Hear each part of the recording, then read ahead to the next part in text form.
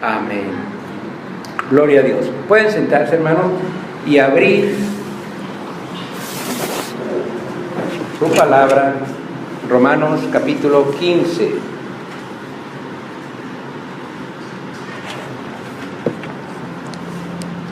Palabra de Dios en el Evangelio según San Lucas, capítulo 15.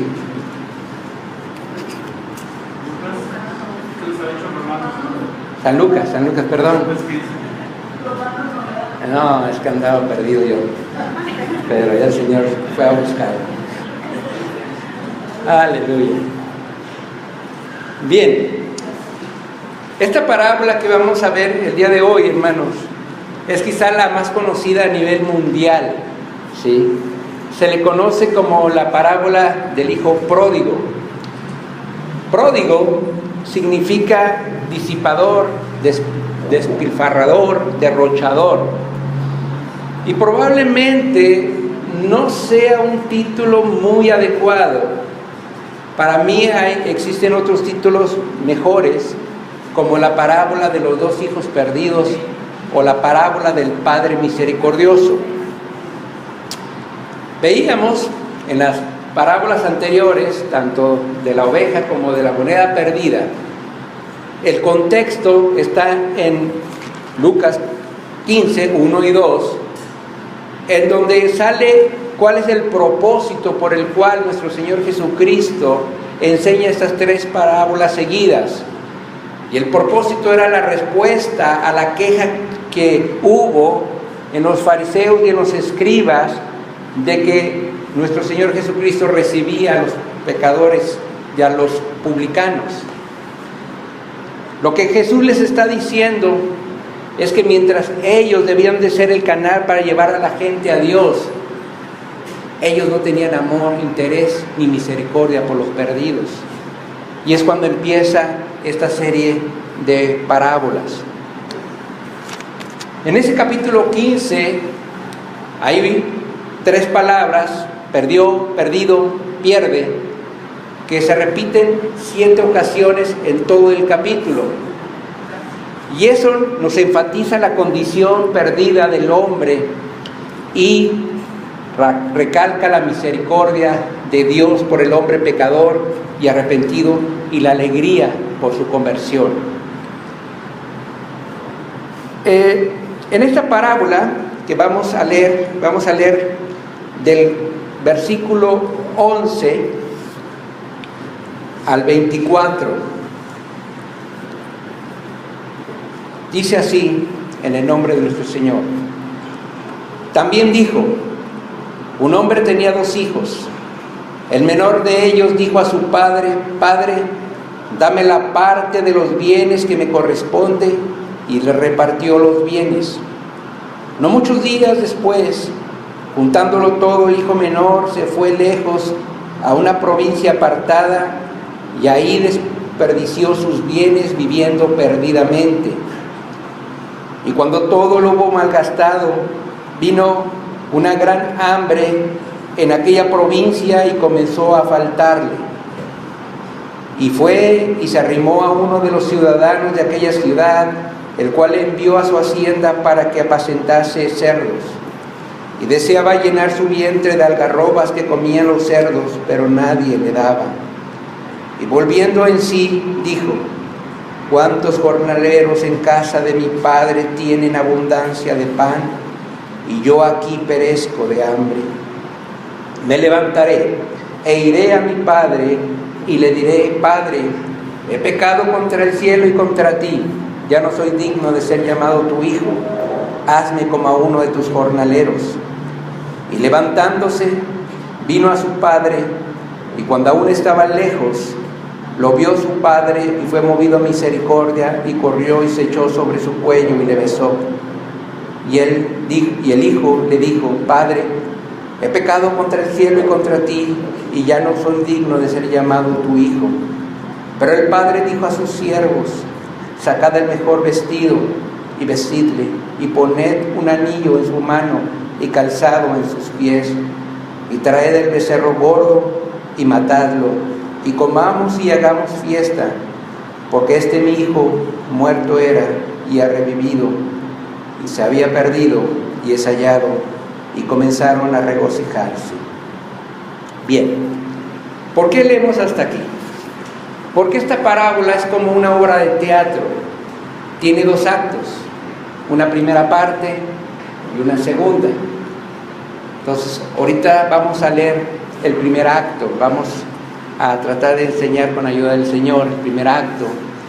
Y vemos que aquí, si la juntamos toda, esta parábola tiene tres personajes. Un padre, que representa a nuestro Padre Celestial, y dos hijos. El hijo menor, que representa a los publicanos y a los pecadores, y el hijo mayor a los fariseos y a los escribas. Bien, decíamos que en la parábola de la oveja perdida, decíamos que el personaje principal no era la oveja, era el buen pastor.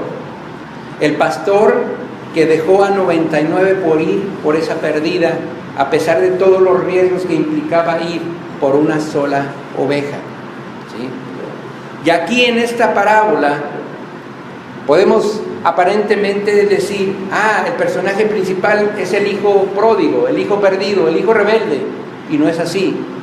Es el padre, el cual aguardó pacientemente la llegada de su hijo perdido.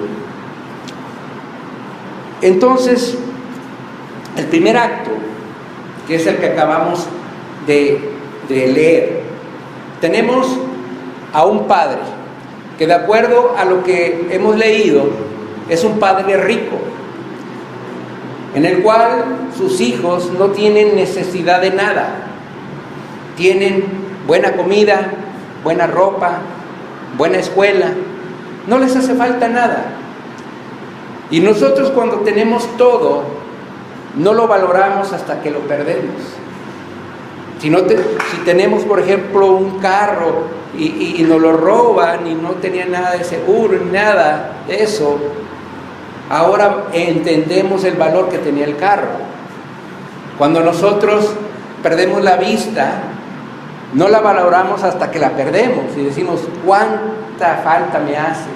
¿Sí? Y así es, cuando tenemos todo, no lo valoramos hasta que lo perdemos. Cuando este hijo menor le pide a su padre, le dice, Padre, dame. Eso es una exigencia, como si el padre le debiera algo a su hijo. Pero no estaba respetando, no estaba, había una falta no solamente de respeto a su padre, sino a la autoridad de su padre, ¿sí? ¿Por qué? Porque lo único que le estaba haciendo era lastimar a su padre, ¿sí? El hecho de que le estuviera pidiendo su herencia, le estaba diciendo, Padre, tú no me interesas, lo que me interesa es tu dinero, tu riqueza que me estás dando, ¿sí? Lo que le interesaba era eso, ¿sí? No necesito, en otras palabras, no necesito un padre, necesito mi libertad para hacer lo que se me dé la gana. Eso es lo que estaba diciendo, en otras palabras, el hijo. Dios a todos nos ofrece vida abundante, pero cuando no estamos en su camino, cuando no hemos creído en Él, rechazamos esa oferta para hacer nuestra propia voluntad. A veces le pedimos al Señor salud, le pedimos dinero, le pedimos que nos asciendan en un puesto en nuestro trabajo, pero cuando lo tenemos, nos olvidamos de Él, ¿sí? El heredero, el hijo, sí tenía derecho, estando su padre vivo, no es como ahora, ¿verdad?, que uno tiene que fallecer, sino que en ese entonces sí podían pedir una parte de la herencia, una parte.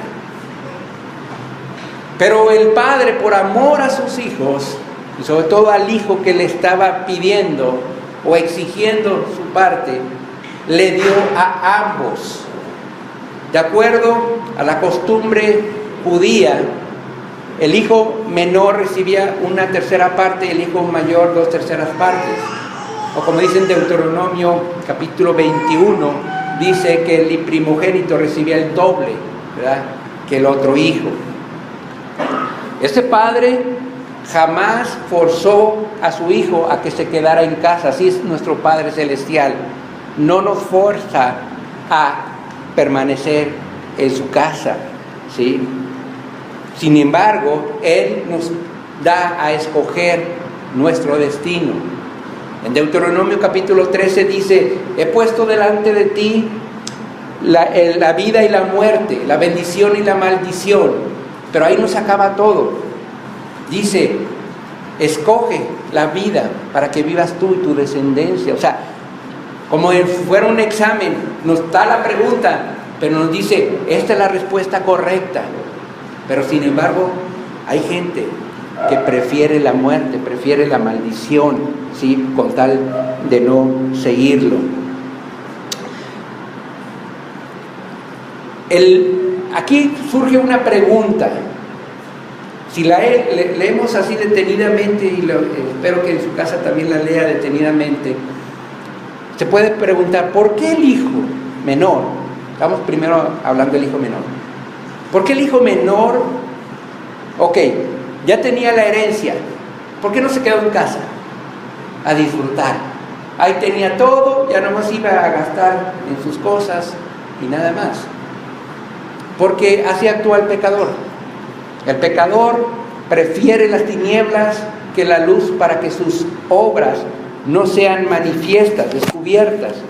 Y cuando nosotros preferimos las tinieblas que la luz, lo que está haciendo es que nos estamos apartando, separando de Dios. El padre no echó al hijo menor. El hijo se fue por voluntad propia. Y en aquel entonces los jóvenes de esa época se iban a Roma o Antioquía para gozar de los placeres, porque ahí eran ciudades grandes y no los reconocían, ¿sí? Sin embargo, nosotros tenemos que entender una cosa: que fuera de la cobertura de Dios estamos desprotegidos. Por eso el salmista en el Salmo 91 dice que el que habita al abrigo del Altísimo morará bajo la sombra del Omnipotente. Es como si estuviéramos bajo la sombra de un árbol. Si salimos de la sombra del árbol, cuidado, porque el diablo anda como león rugiente y no puede devorar, ¿sí? Ahora, este hijo malgastó toda esa parte de su herencia que le había dado el padre. Y otra pregunta que puede surgir es: ¿cuánto tiempo le costó al padre tener esa riqueza? ¿20 años? ¿30 años? Para ya tener esa riqueza. Es cierto, trabajamos para los hijos y sabía que un día se los iba a dar a los hijos. Pero mientras que a él le costó 20 a 30 años, a su hijo menor le costó unas semanas, unos días, gastarse toda esa tercera parte de su padre. Cuando tenemos dinero, hermano, tenemos amigos, desgraciadamente, ¿sí? Pero dice el apóstol Pablo en Romanos 5:20: mas cuando el pecado abundó, sobreabundó la gracia. Y eso es lo que vamos a ver, lo que dice en el versículo 14, que cuando todo lo hubo malgastado, vino una gran hambre en aquella provincia y comenzó a faltarle. Pero ¿quién provocó el hambre? Fue Dios, ¿sí? Fue Dios el que estuvo atrás de eso, para que el hijo menor se le acabara toda su riqueza y empezara a darse cuenta de lo que había hecho, ¿sí? Ahora ya no tenía dinero, pero sí tenía hambre, tenía sed, tenía frío, y ya no había amigos que lo apoyaran. Y así es, hermanos, el pecado tiene consecuencias. Dios nos puede perdonar, pero nuestro pecado tiene consecuencias. Acuérdense de David. David pecó, ¿sí? ¿Y qué hizo? las consecuencias no fueron sobre su vida, pero sí sobre sus hijos. Entonces, el pecado tiene consecuencias. El único amigo que nunca falla, hermanos, que se lo recomiendo, se llama Jesucristo. Gloria a Dios. Aleluya. De ser un joven rico, que ahora le llaman fifí, de ser un joven así, con todo, ahora cae en lo más bajo que puede caer un ser humano. Lo único que encontró fue que alguien le dijo: ve a cuidar a los cerdos. Era la peor humillación que había para un judío, como era el caso de este joven. ¿Por qué? Porque los cerdos eran considerados, de acuerdo a la ley, animales inmundos. Entonces el judío hasta el día de hoy no puede ni tocarlos ni comer su carne. Y así es el pecado. El pecado nos hace tocar fondo para ver nuestra realidad y entender el gran amor que Dios tiene para nosotros. Este joven, dice ahí la palabra, que deseaba comer las algarrobas de los cerdos. Las algarrobas eran como unas vainas de frijoles pequeños dulces que se les daba para comida para los animales, pero que en el peor de los casos la gente muy pobre a veces las comía. Este joven pues entonces fue tratado peor que los animales.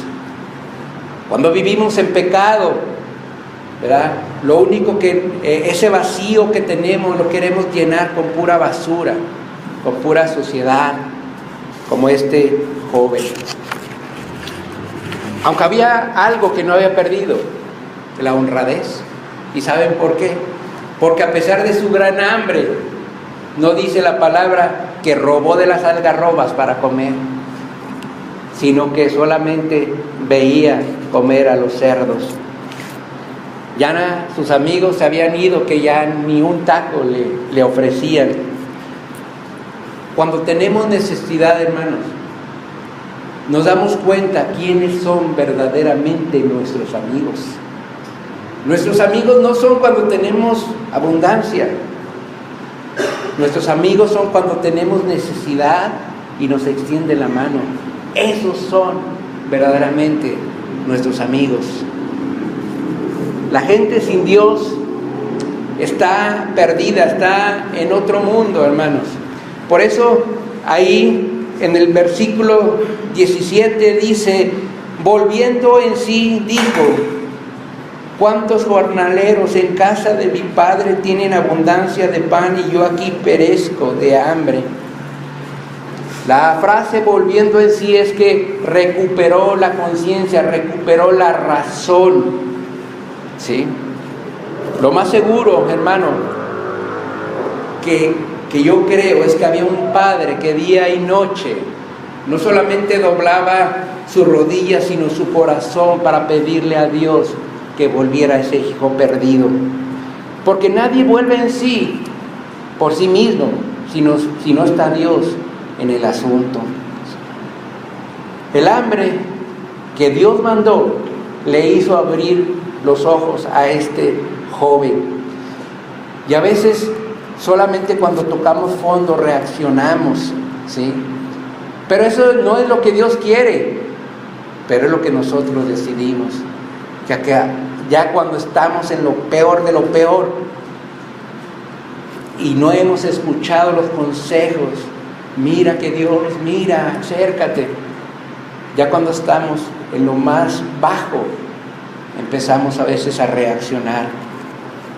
Y al recobrar su razón, este joven se dio cuenta que tenía que preparar el camino de regreso.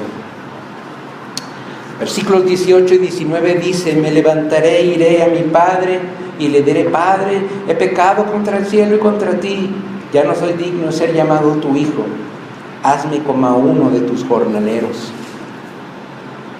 Hay gente, hermano, que sabe que está mal, pero no está dispuesto a levantarse, no está dispuesto a dejar el pecado.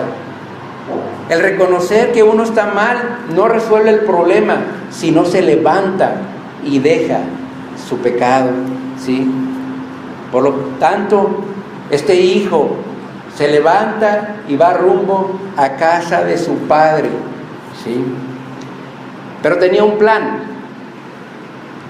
Él decía: le voy a decir a mi padre, he pecado contra el cielo y contra ti, ya no soy digno de ser llamado tu hijo, hazme como a uno de tus jornaleros. Es cierto, el primer paso para nuestra reconciliación con Dios es aceptar nuestro pecado, ¿sí? Ese es el primer paso. Juan, en 1 de Juan, capítulo 1, dice que si confesamos nuestros pecados, Él es fiel y digno para perdonar nuestros pecados. Él es fiel y justo, perdón. Pero el orgullo de este joven lo había llevado a lo más bajo, ¿sí? Ahora bien, esta confesión que ya tenía en mente no era tan sincera, porque realmente había un provecho personal: comer. Entonces, sin embargo, Dios nos dice: sea cual sea tu confesión, sea cual sea tu motivación, Dios dice: vuelve a mí. Este joven estaba dispuesto a perder todos los derechos de su hijo para ser como uno de los esclavos de su padre. Cuando abandonó su casa, él exigió: ahora que regresa, viene con una humilde súplica. Cansado ya del camino porque había ido a una provincia lejana, exhausto, ya no tenía en su cabeza excusas, simplemente iba a casa de su padre, el padre que estaba todos los días esperándolo a la puerta de la casa. Y así es nuestro Padre Celestial: espera al pecador a que vuelva a Él. Ahora, ¿qué hubiéramos hecho nosotros? Lo clásico: esperarlo en la puerta y decirle: te lo dije, te iba a ir mal, ya sé, pecaste, derrochaste todo el dinero en tantas cosas, mira cómo estás. Pero este padre fue movido a misericordia. Este padre, cuando lo vio a lo lejos, corrió y no le importó que oliera a cerdo, no le importó sus ropas mugrosas, su olor a sudor, que estaba descalzo. Lo besó y lo abrazó. Ese es el amor. Ese es el amor de Dios para nosotros. Que a pesar de que olemos mal por el pecado, Él va y corre hacia nosotros y nos abraza y nos besa y nos acepta. Aleluya. Aleluya. Nosotros éramos hijos de desobediencia, hijos de ira, y no nos salvó por nuestras obras, sino por su gran amor. Todos hemos sido pecadores, hermano, y no podemos comprender a veces cuán grande amor tiene Dios para nosotros, ¿sí? Que está dispuesto a aceptarnos a pesar de que hayamos hecho todo lo peor. Él, si nosotros nos arrepentimos y volvemos a Él, nos abraza y nos besa. Fíjense que hasta ese momento el hijo solamente tenía en su mente la confesión, pero aquí en este momento, cuando su padre lo abraza y lo besa, es donde tiene una verdadera conversión, un verdadero arrepentimiento, cuando ve la actitud de su padre, cuando a pesar de reconocer lo que él le había hecho a su padre. Aleluya. Este es el orden del perdón. Primero es a Dios y después al que nos ofende. El hijo reconoce que no merece nada y solamente apela a la misericordia de su padre. El padre empieza a escuchar la confesión de arrepentimiento de su hijo, pero no lo deja terminar. Si ustedes se fijan, hay diferencia entre lo que él pensó antes de emprender el viaje a cuando él está ahí con su padre, ¿sí? No le pide cuentas, simplemente le dice a sus siervos: quítele esa ropa de pecado y hagan 4 cosas que vamos a verlas. Dice versículo 22: pero el padre dijo a sus siervos: sacad el mejor vestido y vestidle, y poner un anillo en su mano y calzado en sus pies, y traed el becerro gordo y matadlo, y comamos y hagamos fiesta. El mejor vestido, en el texto griego original dice el primer vestido, y podía significar 2 cosas. Uno, podría ser unas ropas que el padre guardaba solamente para invitados de honor, o bien ser el última ropa que el hijo usó antes de irse. Después habla de un anillo. El anillo es un sello, ese era el sello de la familia. Era el poder recuperar su identidad de hijo nuevamente, la aceptación familiar. El calzado era para diferenciarlo entre un hijo y un esclavo, porque los esclavos no tenían calzado. Y finalmente el becerro gordo. El becerro lo apartaba el padre para una fiesta anual y lo alimentaba muy especialmente para esa fecha. Era costoso, por lo tanto el sacrificarlo en una fecha inusual pues no era algo raro. Sin embargo, era el mejor día para ese padre. Y curiosamente, el hijo que hace días estaba deseando comer las algarrobas de los cerdos, ahora iba a disfrutar del mejor manjar que su padre le estaba dando, del becerro gordo. Versículo 24 dice: porque mi hijo muerto era y ha revivido, se había perdido y es hallado. Y comenzaron a regocijarse.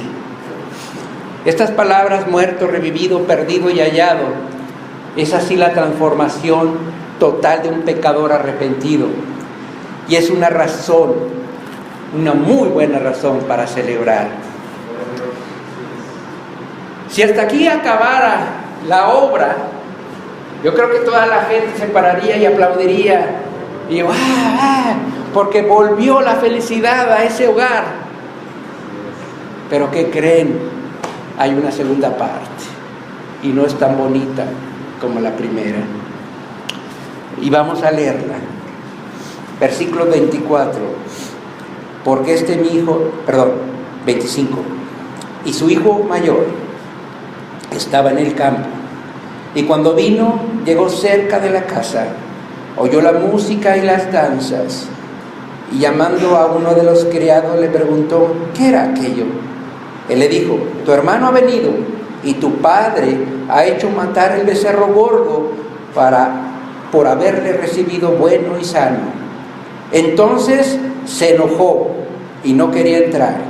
Salió por tanto su padre y le rogaba que entrase. Mas él, respondiendo, dijo al padre: he aquí tantos años te sirvo, no habiéndote desobedecido jamás, y nunca me has dado ni un cabrito para gozarme con mis amigos. Pero cuando vino tu hijo, que ha consumido tus bienes con rameras, has hecho matar para él el becerro gordo. Él entonces le dijo: hijo, tú siempre estás conmigo y todas mis cosas son tuyas. Mas era necesario hacer fiesta y regocijarnos, porque tu hermano era muerto y ha revivido, se había perdido y es hallado. El segundo acto, pues, empieza con el hermano mayor, el hermano bueno, el hermano justo, el hermano fiel, el hermano que siempre hacía la voluntad de su padre, pero que ahora le tocaba el turno para destruir o desintegrar nuevamente a su familia. Nunca había hecho nada malo, sin embargo, juzgaba fuertemente a su otro hermano, que ya ni lo consideraba hermano, ¿sí? Y esa es una actitud contraria a la actitud de Dios. Es una actitud semejante a la de los fariseos y escribas. Por eso este hermano mayor lo representa. Este hermano muestra celos, enojo, se siente defraudado por su padre, que hace un festín para darle la bienvenida a ese, su hijo, que había gastado todo en rameras. Pero cuando hay un verdadero cristiano, se goza porque el pecador se arrepiente y viene a los pies de Cristo. El hermano mayor tenía la esperanza de que su padre rechazara a su hijo. ¿Sí? En muchas ocasiones, hermano, hay gente que viene a la iglesia y dice, ese hermano cayó en pecado y ahora está nuevamente aquí. Pero cuando ve uno o los demás ven frutos dignos de arrepentimiento, él no lo acepta y mejor se prefiere ir. ¿Sí? Actúa como un fariseo. El hermano mayor le echa en cara todo a su padre, ¿sí? Le dice, honras más la inmoralidad que la fidelidad. Pero la Biblia dice en 1 Juan 4:20 que si no amamos a nuestro hermano que vemos, ¿cómo vamos a amar a Dios que no vemos? El padre salió a buscarlo, al igual que cuando vio al hijo menor, también fue el padre que corrió hacia su hijo y con ternura y con buenas palabras trató de convencer a su hijo mayor a que entrara a la casa. El verdadero sentido de esta parábola o de este personaje es que aún los fieles de Dios pueden caer en pecado de soberbia, en pecado de juicio, de juzgar a los demás, ¿sí? Y esa es a veces una actitud que no debe estar en un cristiano, ¿sí? La actitud de juzgar y de criticar a alguien que como pecador ahora se ha reconciliado con Dios. Nosotros tenemos que alegrarnos por eso, ¿sí?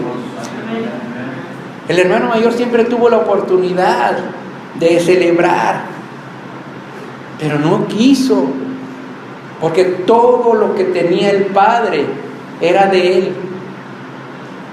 Y después le está reclamando a su padre que no le dio ni un cabrito, pues si eran de él. No necesitaba pedir permiso, ¿sí? Tenemos que alegrarnos, hermanos, con el regreso del pecador y no quejarnos como el hermano mayor. La fe cristiana no consiste en venir solamente a la iglesia, hermanos. Necesitamos practicar la misericordia. Aleluya. Para la gente que no cree, esta parábola es una invitación para su conversión, ¿sí? Para mostrar que el pecado trae consecuencias y la importancia de un verdadero arrepentimiento. En la oveja perdida y en la moneda, tanto la oveja como la moneda se pueden reemplazar, pero un hijo no se puede reemplazar. En la moneda perdida, ¿dónde dijimos que se perdió? En la casa. ¿Y aquí dónde se perdieron los hijos? En la casa. Porque ciertamente el hijo menor salió pero ya había pecado en él. Ya quería solamente divertirse, estar en los placeres de la vida. Pero el problema estaba en la casa. El hijo mayor estuvo en la casa y ahí tenía un mal corazón. Por eso no necesitamos de salir de la casa de Dios para pecar, ¿sí? Aleluya. Esta parábola, yo le voy a decir una cosa, o una pregunta más bien. Ya leímos toda la parábola. ¿Quién me puede decir si el hijo mayor reconsideró las palabras de su padre y entró a la fiesta? Levante la mano el que crea que sí lo hizo, y el que no lo hizo, y el que piense que no lo hizo. No se sabe. No se sabe, hermano. Esta es una cosa muy curiosa de nuestro Señor Jesucristo. No es la única parábola que está inconclusa. Hay otras. Pero esta la pone a propósito también para que nosotros, ¿verdad?, nos veamos en esta historia, nos comparemos con alguno de estos dos hijos. Somos el malo que se fue, pero que regresó y verdaderamente se convirtió, o el bueno que estaba en la iglesia, que servía en la iglesia, pero que verdaderamente en su corazón había pecado, ¿sí? En este relato, ambos hijos estaban perdidos, ambos hijos estaban alejados del Padre, ambos hijos estaban alejados de Dios, ambos hijos no les interesaba el Padre, les interesaban las riquezas del Padre, ¿sí? El menor se pierde por su pecado, el mayor por su justicia propia, ¿sí? Podemos alejarnos de Dios fuera o dentro de su casa. A ambos hijos, el padre salió a buscarlos, ¿sí?, para que entraran. Seamos hermanos mayor o seamos el hermano menor, volvamos a casa, es lo que nuestro Señor nos dice. Ahora, cuando uno de los hijos se iba fuera de la casa, había una costumbre de que había una persona que tenía que ir por él, y era el hermano mayor que no lo hizo. Por eso la restitución del hijo menor fue gratuita, no le costó nada. Pero al hermano mayor, lo que le dio el padre, el anillo, el calzado, el vestido, el becerro, le pertenecían al hermano mayor. Era parte de la herencia del hermano mayor. Y aquí Dios nos pone a un mal hermano mayor para que a Él nos ponga a nosotros un buen hermano mayor. Un hermano mayor que todo lo tenía. Estaba en el trono con su padre, tenía manto, tenía corona, vestido, tenía calzado, anillo, todo lo tenía. No tenía necesidad de venir aquí a la tierra. Pero cuando el pueblo de Israel, en el libro de Malaquías, vemos que cómo deshonraba a Dios, ya los sacrificios de un animal de un año sin defecto, para ellos ponían como sacrificio un animal cojo, enfermo, cualquier animal, o sea, no les interesaba ya lo que Dios había puesto, deshonrando a Dios. Y ese hermano mayor de nosotros le dijo a su padre: Padre, déjame ir a la tierra, yo quiero pagar por mis hermanos menores, yo quiero pagar el costo para que ellos puedan alcanzar la salvación. Y eso es lo que hizo. Le quitaron todo. Y en lugar de eso le pusieron una corona de espinas, lo golpearon, le pusieron clavos. Por eso tenemos que valorar lo que nosotros valemos. La sangre de Cristo. Valemos más que cualquier otro. ¿Sí? Es lo que tenemos que valorar. Y un día el hermano mayor nos va a abrir la puerta para entrar al festín que nuestro Padre nos tiene aguardado. Pónganse de pie y voy a concluir con esto.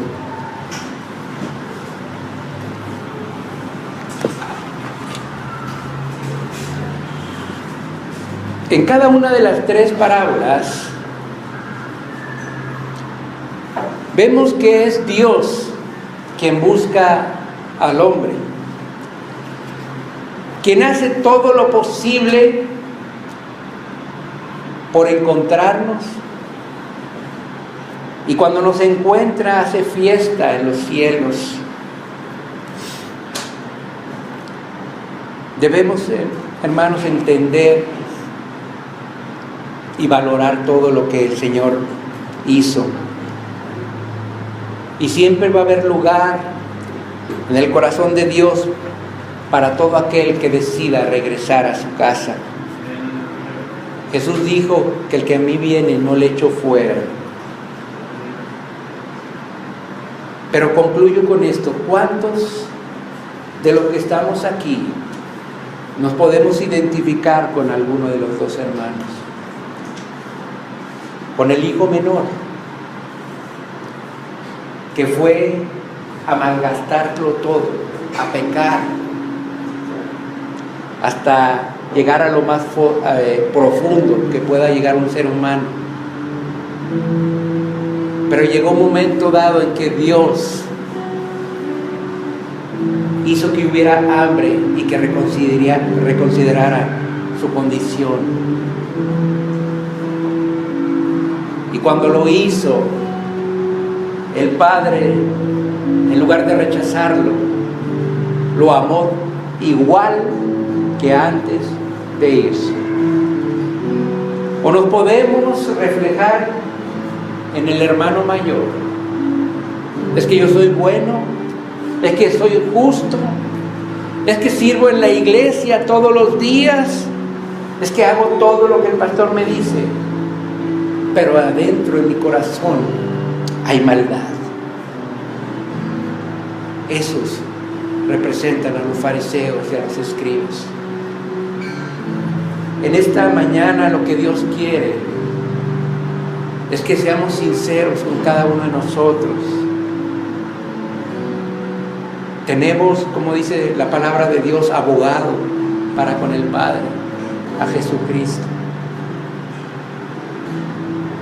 Pero seamos el hermano mayor o el hermano menor, Dios dice: vuelve a casa, reconcíliate conmigo, porque hoy habrá fiesta en los cielos. Oremos. Bendito Padre Celestial, en esta mañana te damos gracias por esta preciosa palabra tuya, por esta serie de 3 parábolas, Señor,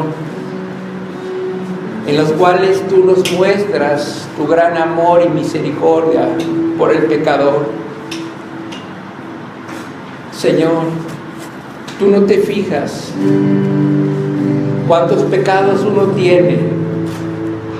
Tú no te fijas en lo exterior, te fijas en el corazón de cada uno. Cuando uno vuelve arrepentido hacia ti, tú no le pides cuentas de todo lo que ha malgastado en su tiempo, en su dinero. Lo único que haces es abrazarnos y besarnos. Oh, aleluya. Señor, gracias. Gracias porque en ti encontramos a ese verdadero Padre. que muchas veces nos hace falta aquí en la tierra. Alabajamos, Señor. Aleluya, Señor. Padre, ayúdanos a valorar todo lo que hiciste al enviar a tu único hijo a morir por nosotros. Él mismo dijo: Padre, si quieres que pase esta copa de mí, pero no se haga tu voluntad, no se haga mi voluntad sino la tuya. Señor, que cada uno entienda lo que costamos, lo que valemos. Gracias por habernos ido a buscar, por encontrarnos. Y sé que allá en los cielos tú puedes decir: valió la pena todo ese sacrificio, valió la pena derramar hasta la última gota de mi sangre por mi hijo, por mi hija. Alabá, Señor. Gracias, Señor. Bendito sea tu nombre, Señor. Aleluya, aleluya, aleluya. Gracias, Jesús. Amén, Señor.